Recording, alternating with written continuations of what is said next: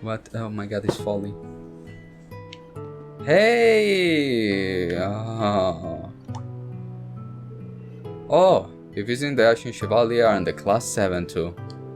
I take it you're reporting for Crossbell Times right now? Actually, I'm combining Grace. Oh my god, I don't like Grace. But things sure are taking a while. Guess this means the deal's not going too well. Alright, I got to say that's got me kind of curious. Is that so? Well, it's not exactly unrelated to you all, if I'm being honest. So if you like, why don't you head upstairs? We'll do that. It may be worth seeing who's upstairs. Oh.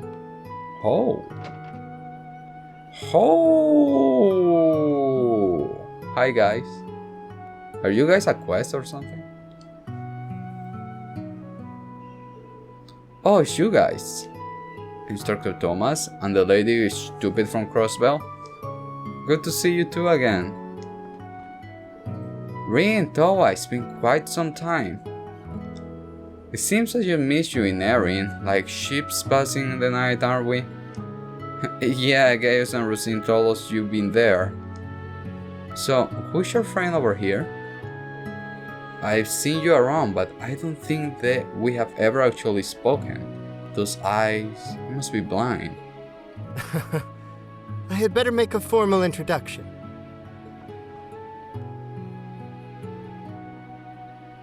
I am Marcel Nielsen, freelance journalist. Of course, I've already heard all about you. The Red Dobotal's Mish, Herschel, Class 7 and the Ancient Chevalier alike. Or perhaps it would be more accurate to call you the ultimate sacrifice of the Great Twilight. How do you know that? Well, Rin. Thomas is here, Grace is here. I think a lot of people know. Knowing this is his business, Marshall told me everything I know about journalism. He's even won the Pulitzer Prize several years in a row at that. He discovered the mysterious incident labeled the D.G. Cold incident. Even the annexation of Crossbell.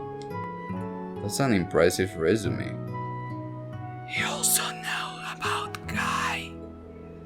I remember hearing about you, but what are you doing here with Grace and Instructor Thomas? Well, first off, allow me to apologize for not helping you during that little incident on the Pentagram. You see, there was a certain something I had been searching for at the time.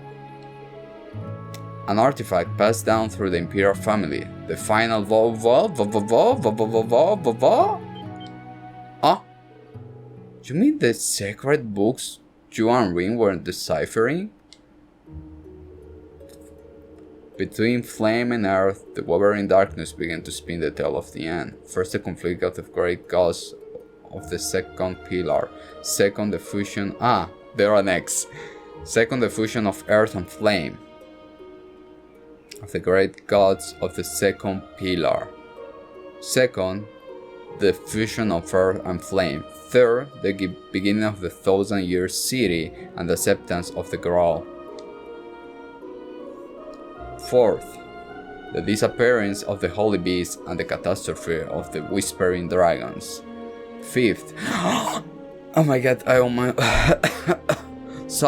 ears, stop it, flashback games. Wait. Okay.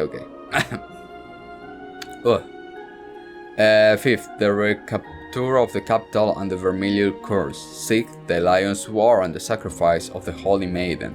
Seventh, the appearance of the giant pillar in the north and the unwanted child.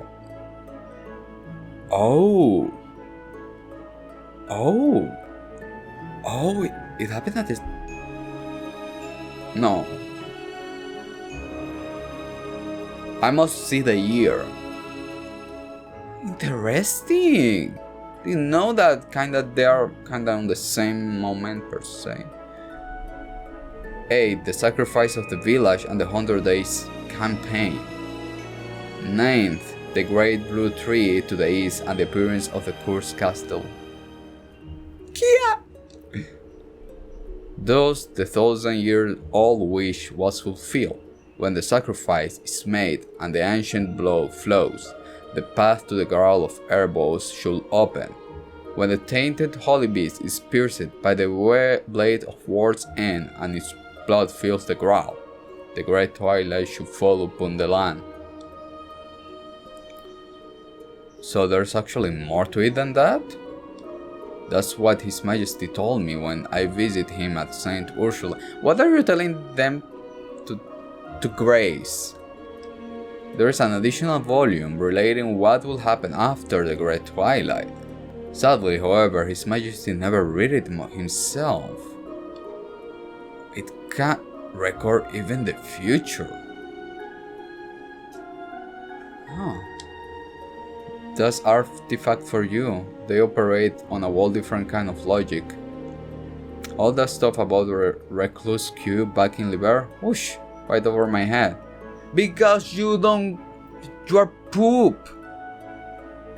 I like it. Dorothy and Niall. I think all of us are at a loss over it, to tell you the truth. The cube, I think it showed future in a door. Did it? Or it was all past? Well, no, I think it was past, and it was like what we didn't see between the games, between the year. Yeah. There was future? I don't remember. I don't think so. Lucky for us, Mr. Nielsen already got on hold of that last volume, right? Huh? Oh, right on the money. My, this must be the work of the A-Leaf School famous unclouded eye technique, no? It, as you say, I possess the final volume. It took a month of searching all through the empire. Oh. And curiously enough though, my own eyes are themselves clouded. I can still read the content of the book. That this is the final volume of the Black Record is an unmistakable fact. Tell me! Naturally, once I hear about it, I say about negotiation a trade. Why trade? This is the war ending! In the end, we settle on a very simple condition. All you have to do, Rin, is give Marcel an interview. Me? But... Don't worry, I don't actually plan on publishing it. I already pieced together a few basic facts for your lineage alone, as well as the unfortunate position you have been placed in. Nevertheless, it's in my nature to seek out the truth. I want to find out exactly what's going on here in Arbonia. And what better way to get to say truth than to ask one of the people directly involved. Everything I hear puts you at the center of all the strange happenings that have occurred here over the past few years. Kinda. Look, if Adios would have appeared before the curse, well, things would have been... Okay, things will have been different because the curse will be gone now, no, maybe till the son of the son of the son of Ring. I'd be happy to give you the last of the Black Records in return for answering a few of my questions. Rin, say yes! I mean, I don't know! Goodness me, Wazy told me you were Wazy! Oh my god, Wazy! I'm sorry, Wazy. Wazy. Caliente. But it's rather unnerving just how much you already know. What do you say, Rin? The decision ultimately lies with you.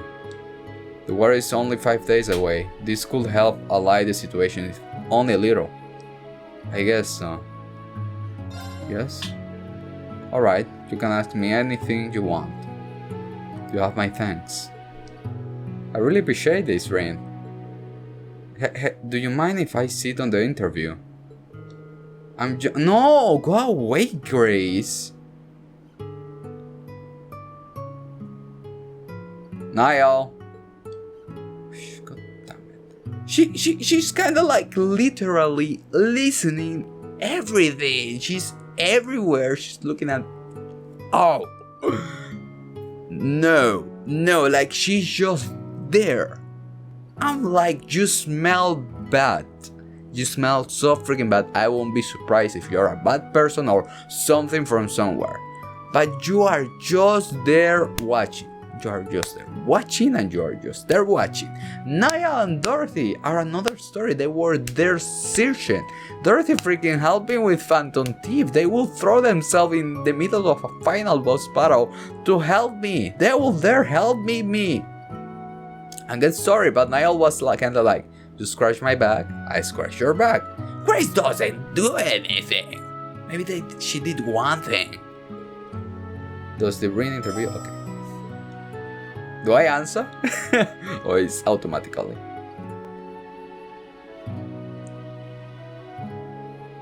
Now Rin, I understand. Look, she's even recording! Understand that Thomas was your history teacher. And given his Herschel grandfather expertise, I'm certain she knows her fair share as well. So I like to press right on and get to the heart of the matter, if that's alright with you. Yeah, sure. I have to admit, I'm feeling a little nervous. You can go ahead and start wherever you're ready. I can't let my nerves get to me.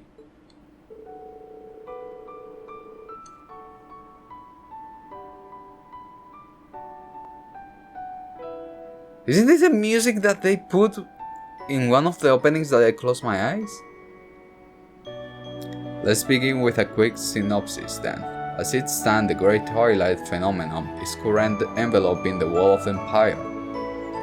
The force behind is called Operation Jormungand. Oh my god, goosebumps. While the resistance against them is referred to as Mil Mirage. Moreover, the key factor of this entire dilemma are the 7 Divine Knights, as well as the 2 Septarians they had been forged from. A great number of the implications behind these events are too much for humanity at large to handle. They make the history of our entire species feel trivial, meaningless even. But if we seek out this truth with an open mind, I believe that there is more await us than mere existential dread. What's happening here goes beyond just Cerebonia. There are a myriad of different factors at play. There are. I see. Sounds like this is about to get deep. Just how much does this guy know? One of those factors is, of course, the Cerebonia Empire.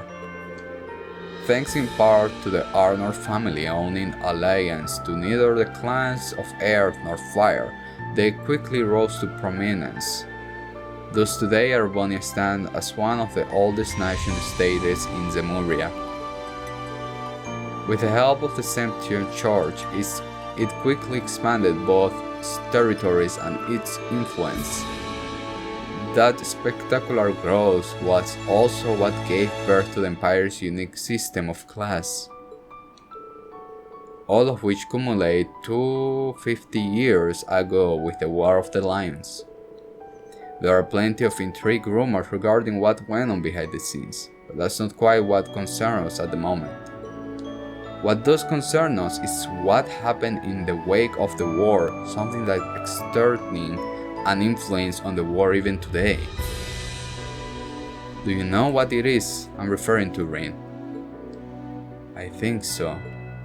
Oh my god, oh my god, okay. Oh my god, wait! What significant change occurred after the War of the Lion? Advancement in weapons technology, severe decrease in population, the post-war renaissance.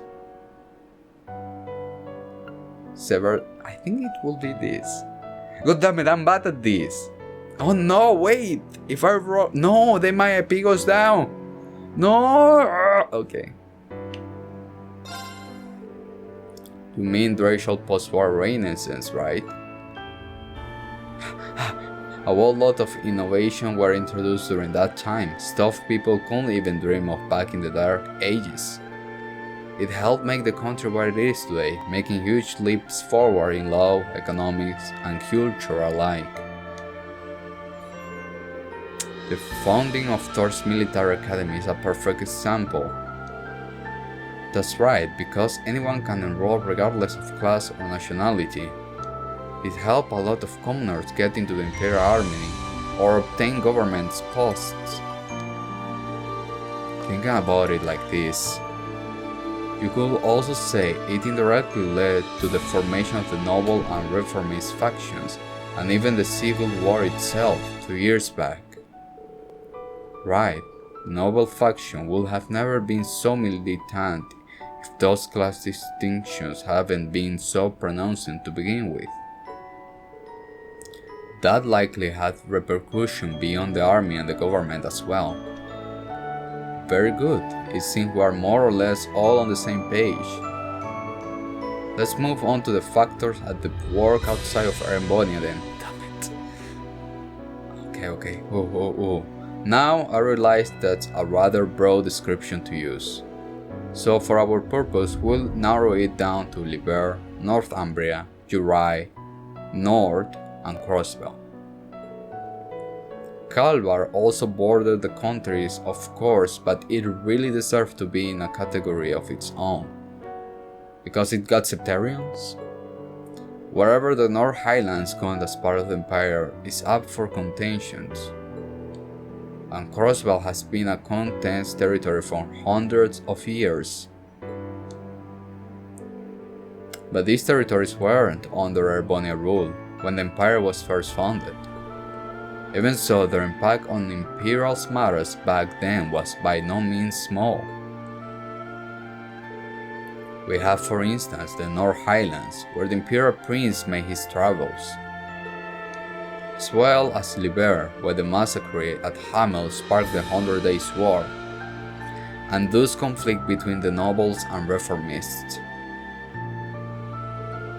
Of course, it goes without saying that those particular situations were instigated by Erebonia itself. But there was one specific event not directly connected to the Empire that still had a great influence on its future. Damn it. Does anything spring to mind, Rain? I don't know. Let's see. The Guardian statue in Nord. No, that have to do with Empire. The Northumbria disaster. The only thing I know about Thrice in the Sky the Third. The only thing I know of that fits the bill is the salt pail. The one that appeared during the Northumbria disaster. God damn it, I'm getting goosebumps. A piece of it killed the faceless. We still don't know exactly what caused it, but it definitely wasn't the Empire. That's right, that's something that had been in my mind. Salt. Pillar of salt. Salt. Air, water, time. A natural disaster like that will surely have far-reaching consequences. That's true, it set off the sequence of the events that led the Northumbria changing from a principality to an autonomous state. A lot of refugees fled to Erebonia, and the Northern Jaegers started staging all sorts of resistance efforts. And Northumbria troubles spilled over to its neighbors in the west. Uri resulted in economic hardship, where just what the Empire, or rather Chancellor Osborne, needed to turn its people against Crown's grandfather. Yeah, that's exactly right. I see, when you think— shut up, Grace. When you think of it that way, you can really start to glean the wider impact that disaster had on the world. So something more than the course is going on here, of course, but even the Imperial Liberation Front creation can be traced all the way back to it. Quite right, it's an event that certainly deserves our consideration if we aim to properly unravel the goings-on of the Empire. Let us conclude by moving over to the happening to the east.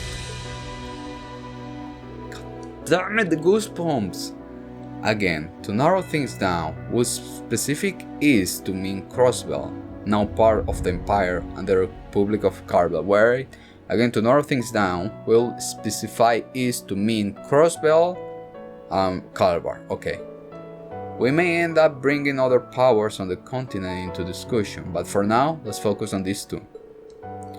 Calvard has fought with Erebonia for control of Crossbell for centuries now. About 100 years back, their monarchy was overthrown and a republic established. Then, 72 years ago, Calvard and Erebonia negotiated shared rule of Crossbell, effectively turning it into an autonomous state. But some 30 or so years before that, Crossbell was actually part of the Empire. Were you aware of that? Huh? Come to think of it, I think we did touch upon that in our history classes, if only just barely. I guess an imperial school won't want to give a lot of attention to losing a territory. We still have the old Governor General residence from when we were first on the Imperial rule too. There were rumors the old pro-Erebonian speaker took it as his mansion. He ended up holding some real shady auctions in there. Oh. Omissions like these are a common story, I'm afraid.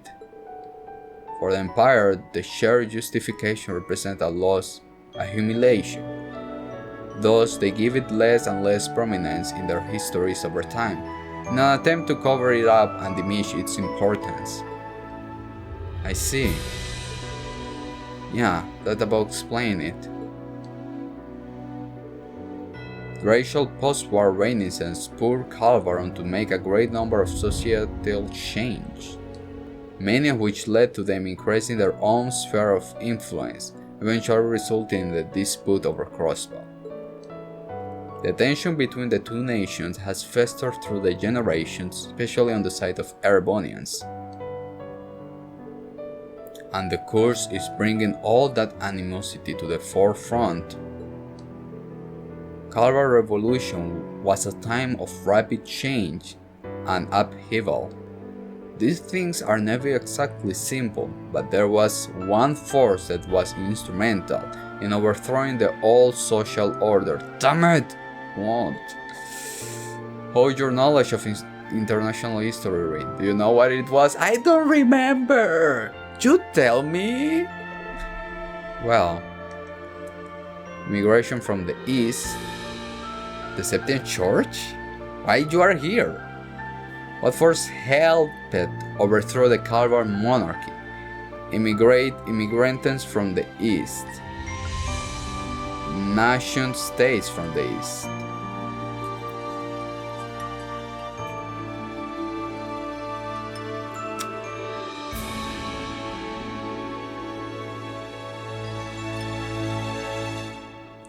Damn it. Why are you guys looking at me? You tell me.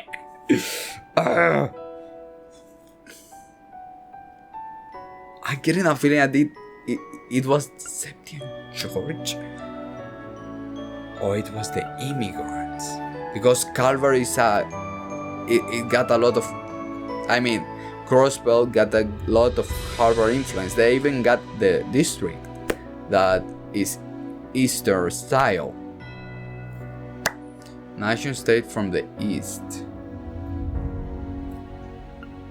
The Septian Church. God damn it! Oh my god.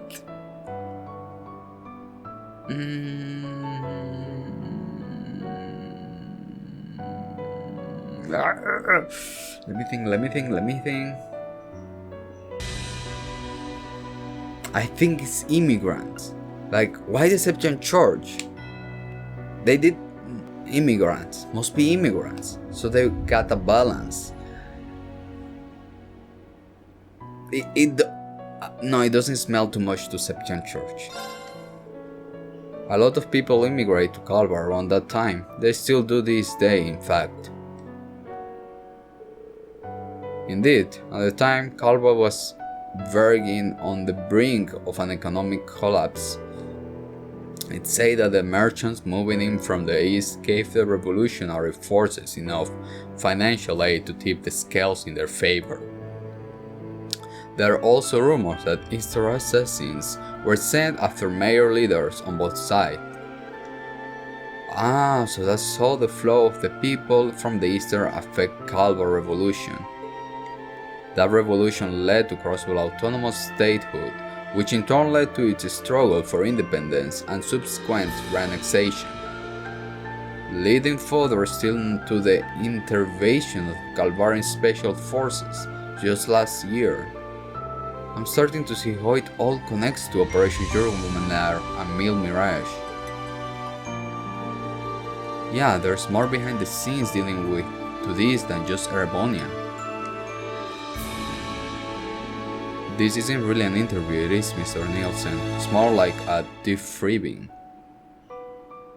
Is he kinda telling me what the Great One can do? Thanks to you, we now have a much firm grasp of the continent's past, present, and future. All these events laid to the groundwork for the course of the Empire to take root.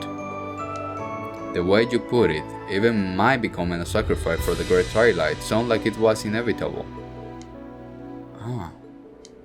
So that's what this was all about. Mr. Nielsen, well, you are a key figure in this after all. I simply felt you had the right to know. Though talking through and discussing our various theories was rather enjoyable too.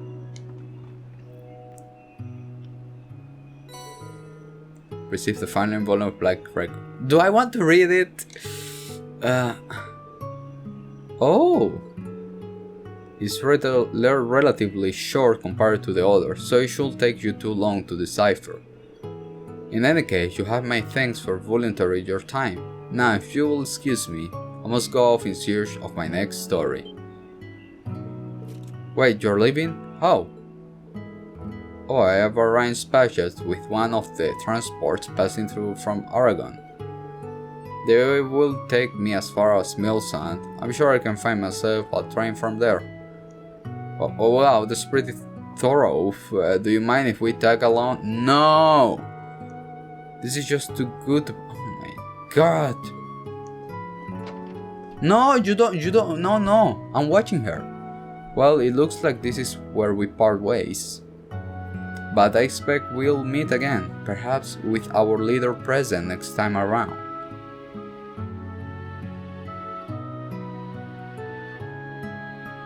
Huh? Huh? Huh? Huh. An appealing prospect to be sure. Wait. Thanks for everything, Mr. Nielsen. I feel like my understanding is finally up to speed. And I think mine too. I'll try to take a wider perspective of what we're getting ourselves into going forward. Yes, thank you. This has all been very enlightening. The pleasure was all mine. Now then, I bid you farewell.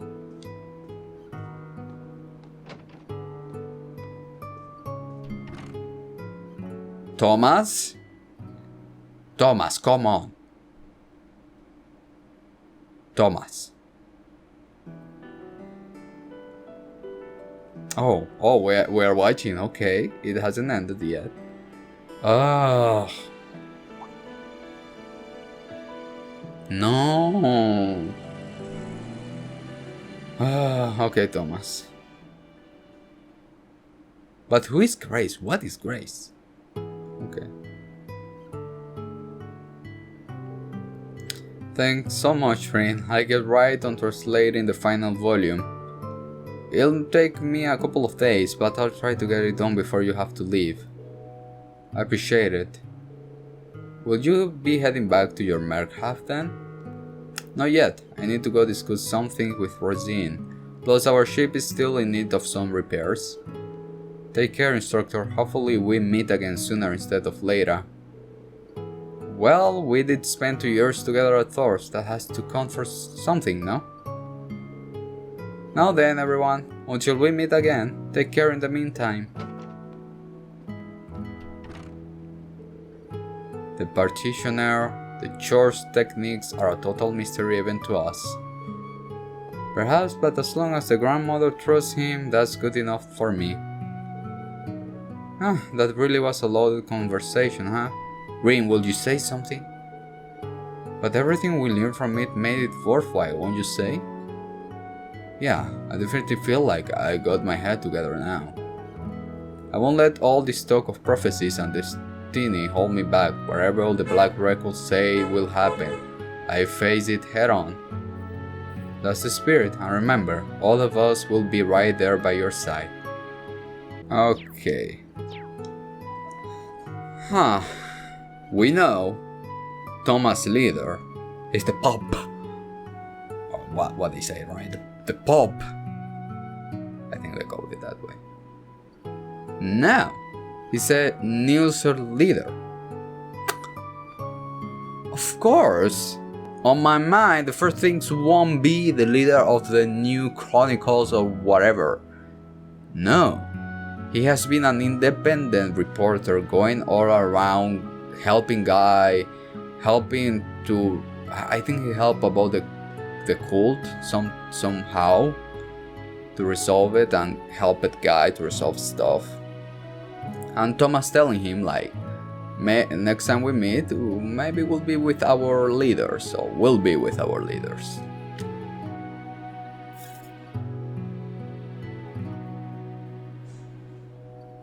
Now... Look at my mind. Look at my mind. I think you guys will know what I'm thinking about Niels.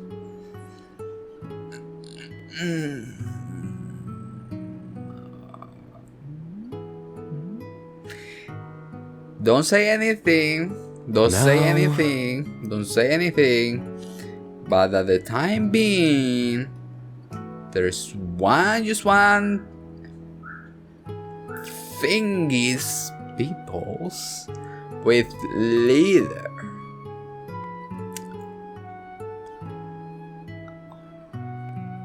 I think I just know what it is, and I wish him I'm wrong.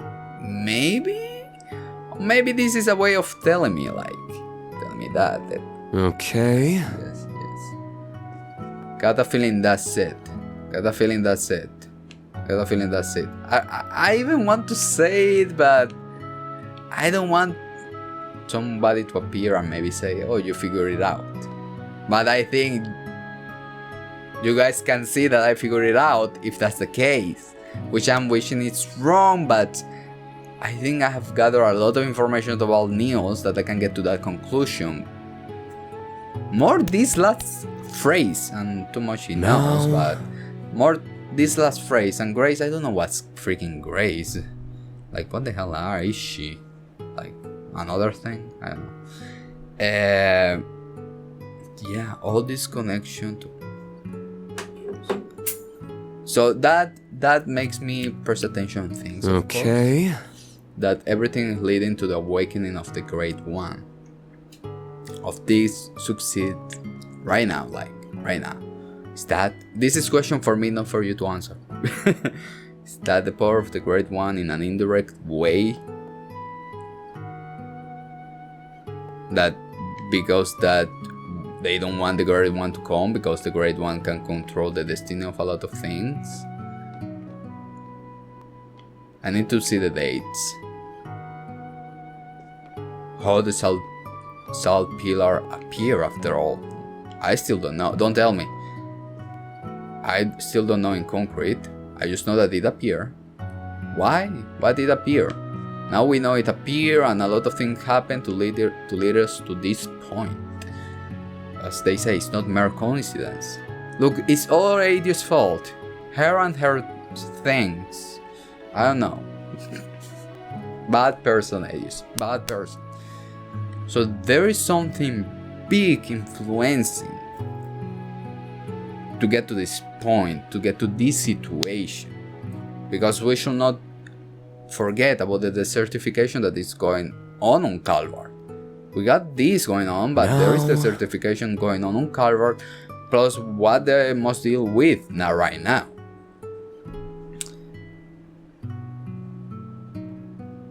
So the desertification doesn't have anything to do per se with, but this key open the other key. It's like kind of this key open this door, which have another key, which open another door, which have another key, which open another door, in which some specific events, if they didn't happen, some centurions would be still hiding or not.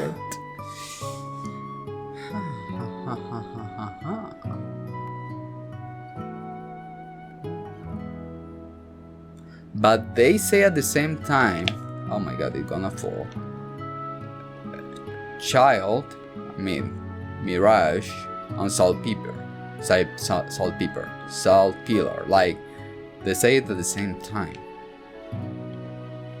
Like the cold, Kia, creation, at the same time of the saltpeter. This is a random thing. But what? Because I know Kia changed the timeline. Because in the first timeline, Lloydo, Theo, Ellie, Landy died on Zero.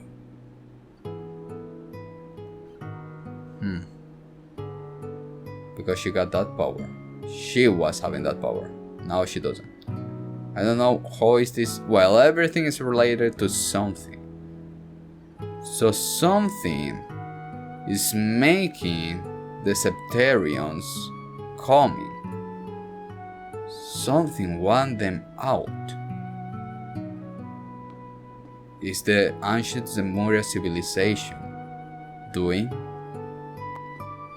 Do they have something to do with this? Because they also play a key part on things. How the Zemuria civilization got technology advanced than us when they are ancient? Are we going to become that Zemuria civilization?